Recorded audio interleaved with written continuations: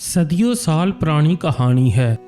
दमिश्क के किसी सहराई इलाके में एक बूढ़ी औरत रहती थी जो मुद्दतों से एक शदीद बीमारी में मुब्तला थी। बीमारी ने इसके जिस्म को कमज़ोर कर दिया था और तकलीफ़ ने इसकी रूह तक को थका दिया था। करीबी तमाम हकीमों ने कोशिश की मगर सब बेबस हो गए।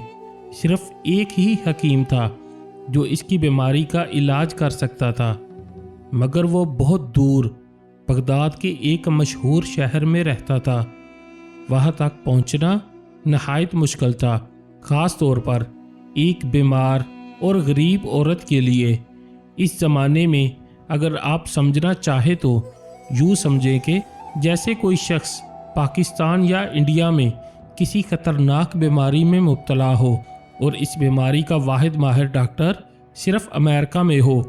एक गरीब इंसान के लिए फासला, खर्चा, वीज़ा सब कुछ नामुमकिनात में शुमार होता है। इसी तरह इस ज़माने में भी बगदाद जाना एक ख्वाब से कम न था। इस बूढ़ी औरत का अल्लाह पर ईमान इतना मजबूत था कि वो हर हाल में यही कहती, अल्लाह ही मेरा निगहबान है, वही हकीम खुद चलकर मेरे घर आएगा और इसका सबब अल्लाह ही बनाएगा। लेकिन याद रखें, अल्लाह की कुदरत का कोई सानी नहीं। वो जो चाहे जब चाहे जैसे चाहे कर सकता है। वो नामुमकिन को लम्हों में मुमकिन बना देता है और ऐसे असबाब पैदा करता है जिनका इंसान तसव्वुर भी नहीं कर सकता। यही यकीन इस कहानी की बुनियाद है। तो दोस्तों, वो ज़माना ऐसा था जब सफ़र ऊँटों और घोड़ों पर किया जाता था। न सवारी थी न सामान, रास्ते तवील और कठिन थे। लेकिन इसका यकीन कहता था कि अगर कोई इसे बगदाद तक पहुंचा सकता है तो वो सिर्फ अल्लाह ही है, या फिर अल्लाह वो मशहूर हकीम को खुद इसके पास भेज देगा। वो रोज़ अपनी बेटी से यही कहती, मुझे इस हकीम से इलाज करवाना है और मेरा रब ही इसका सबब बनाएगा। इसकी बेटी अक्सर माँ की बातों पर हंस देती क्योंकि इसे ये सब एक ख्वाब लगता। लेकिन अल्लाह जो करता है वो इंसान की अकल से बालातर होता है।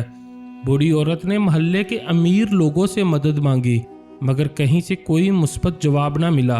वो दर्द और मायूसी के बीच बेबसी की ज़िंदगी गुजारती रही, अपनी एक बेटी के साथ गुर्बत और शदीद बीमारी का सामना करती हुई। वो दिन ब दिन कमज़ोर होती जा रही थी।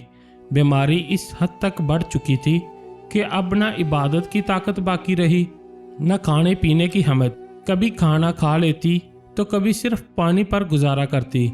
मगर इस सब के बावजूद इसने अल्लाह के दरबार का दरवाज़ा खटखटाना नहीं छोड़ा। वो हर वक्त अपने रब से शफा की दुआ मांगती रहती। यकीन के साथ, सब्र के साथ वक्त गुजरता रहा और फिर एक रात जब हर तरफ सन्नाटा छा चुका था और सारा मोहल्ला नींद की आगोश में था, अचानक दरवाज़ा ज़ोर से खटका। बाहर से एक आवाज़ आई, बहन क्या कुछ देर के लिए जगह मिल सकती है? सुबह तक रुकना है। इस औरत ने सोचा शायद कोई मुसाफिर है जो इस सुनसान वक्त में मदद का तलबगार है। इसने दरवाज़ा खोला तो बाहर दो अजनबी मर्द खड़े थे। इनकी हालत नहायत ख़राब थी। लगता था कि लंबे पैदल सफ़र की थकन ने इनके जिस्म और चेहरे से रंग निचोड़ दिया हो। प्यारे दोस्तों, आगे बढ़ने से पहले एक छोटी सी गुजारिश है। आप लोगों का बहुत बहुत शुक्रिया कि आप हमारी वीडियोस प्यार से सुनते हैं। कई दोस्त बगैर सब्सक्राइब करे चले जाते हैं। बराए करम हमारा चैनल को ज़रूर सब्सक्राइब करें। बहुत बहुत शुक्रिया। बेटी दौड़ी हुई माँ के पास गई और सारी बात बताई, मगर माँ ने पहले इजाज़त ना दी। कहा, हमारे घर में कोई मर्द नहीं, ऐसे आधी रात को अजनबी मर्दों को कैसे अंदर आने दूँ? मजबूरन इन मर्दों को वापस लौटना पड़ा। वो दरवाजे के साथ ही बैठ गए, नढाल और थकन से चूर। औरत की ममता जाग उठी। इसे इन दोनों में अपने बेटे नजर आने लगे। दिल भर आया और उसने बेटी से कहा, बेटा इन्हें अंदर बुला लो मगर दूसरे कमरे में रखो। खाने पीने का इंतज़ाम भी वही कर दो। ज़्यादा बातचीत से गुरेज करना اللہ نے انہیں ہمارے در پر بھیجا ہے، ہماری آزمائش ہے، ہمیں خدمت کرنی ہے، لیکن اپنی حیا اور پردے کا خیال رکھتے ہوئے۔ کچھ وقت گزرا اور پھر بوڑھی عورت کی بیٹی نے گھر میں جو کچھ موجود تھا اس سے سادہ سا کھانا تیار کیا، پانی دیا اور دونوں مسافروں کے لیے دوسرے کمرے میں سونے کا انتظام کر دیا۔ دونوں مسافر کمرے میں جا کر سو گئے، جبکہ بوڑھی عورت رات بھر درد سے کراہتی رہی۔ نیند آنکھوں سے کوسوں دور تھی، وہ فریادیں کرتی رہی اور دل ہی دل میں ان اجنبیوں پر بھی نظر رکھی ہوئی تھی۔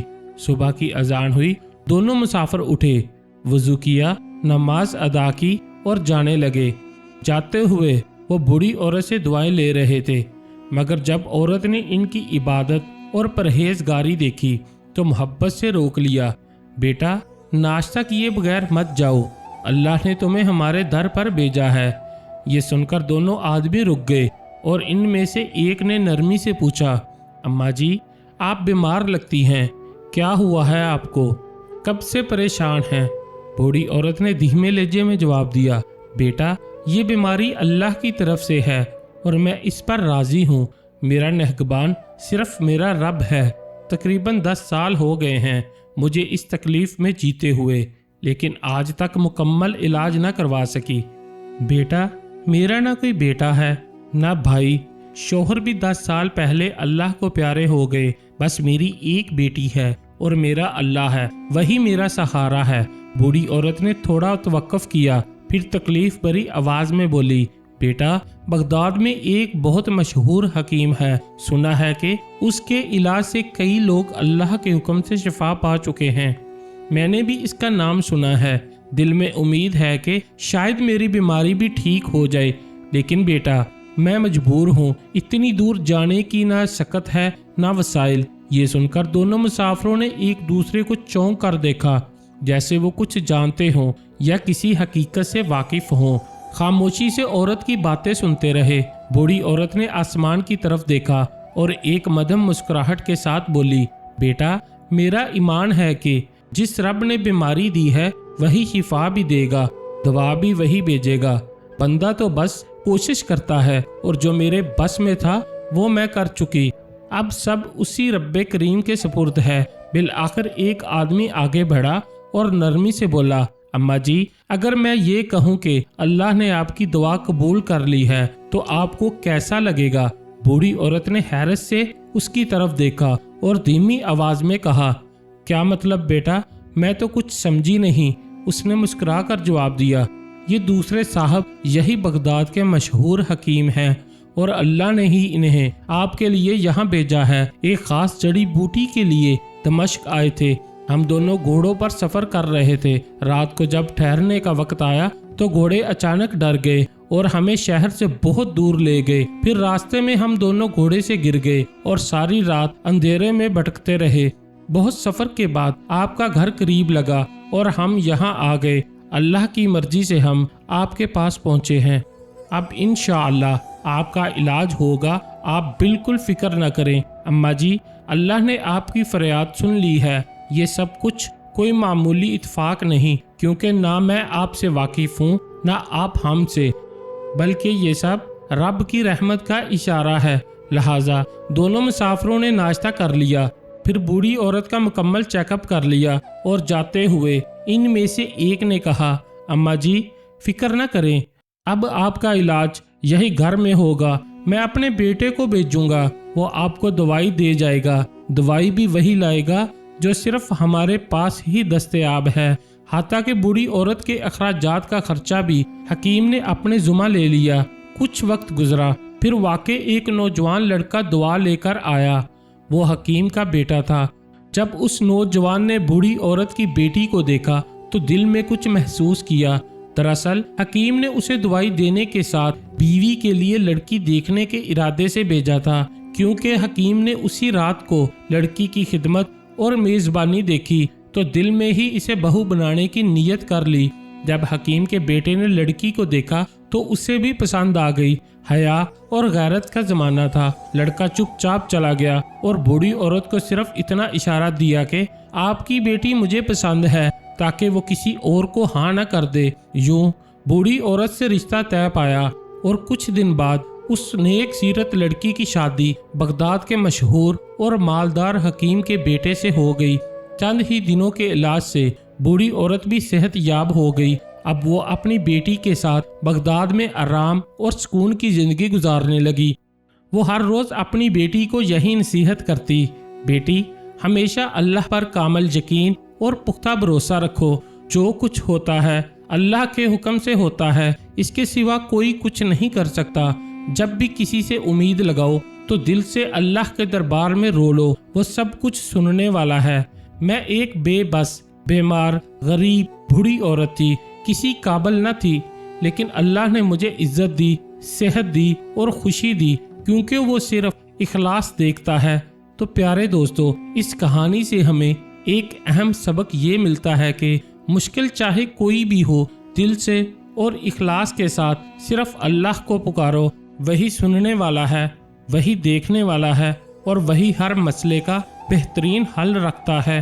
अगर कभी कोई दुआ कबूल ना हो तो ये मत समझो कि वो रद्द हो गई। इसमें या तो हमारा भला नहीं होता या हमारे इखलास में कमी होती है, या तो अल्लाह उससे बेहतर वक्त का इंतज़ार करवा रहा होता है या बेहतर सूरत का। और बच्चों के लिए एक सुनहरा सबक ये है, चाहे बेटा हो या बेटी, अगर वालिदैन की खिदमत और इताअत दिल से की जाए तो अल्लाह दुनिया और आखिरत में ऐसे इनामात देता है जो महज काबिलियत से हासिल नहीं होते। वालिदैन की खिदमत अल्लाह को इतनी पसंद है कि वो इसके बदले इज्जत, मर्तबा, सुकून और कामयाबी अता फरमा देता है जिनका इंसान सोच भी नहीं सकता। मुझे उम्मीद है कि आपने इस कहानी से बहुत कुछ सीखा होगा। अगर आप मजीद ऐसी ही सबक आमोज और ईमान फरोज कहानियाँ सुनना चाहते हैं तो हमारे चैनल नूरानी वर्षा को सब्सक्राइब करें और घंटी लाजमी दबाएं, और हो सके तो वीडियो को लाइक और शेयर भी कर दें।